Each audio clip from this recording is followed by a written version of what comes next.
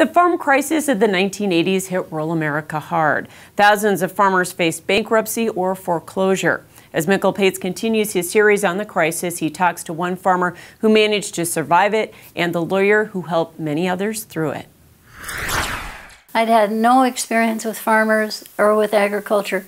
Sarah Vogel had seen the tractorcades in Washington, D.C., where she was working as an attorney for the Treasury Department. She decided to return to her native North Dakota in 1981. She started a law firm, and her experience with the Farmers Home Administration in Washington led farmers caught in the worsening farm crisis to seek her out in North Dakota. I mean, the Farmers Home Administration is the best rural development program that this nation will ever see, ever.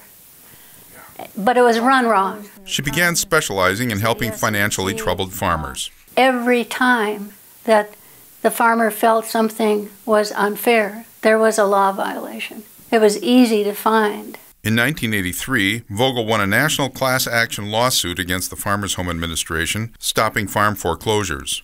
The case eventually covered 285,000 farmers in several states and stopped 16,000 foreclosures in court. This was just to raise money to get rid of creditors. David Glintz's family was one of those caught up in the farm crisis.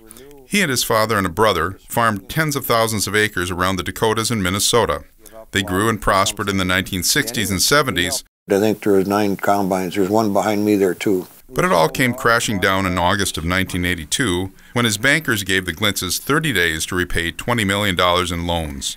There's nothing wrong with it. He said, we're pulling out of production agriculture. We're not going to borrow anybody any money in agriculture because tomorrow in production agriculture is going to be worse than today. He said, we've got to get out as fast as we can. Glintz's operation survived the crisis and he still farms, but his dad and brother lost everything. After the crisis, Vogel went on to serve as North Dakota Ag Commissioner. She went on to establish a private practice and today is working on a book about the farm crisis. It was painful and many people didn't make it, but many, many, many did. People still stop me and say, you saved our farm. This is Michael Pates for Ag Week. Michael will have more on this story in the next Ag Week magazine.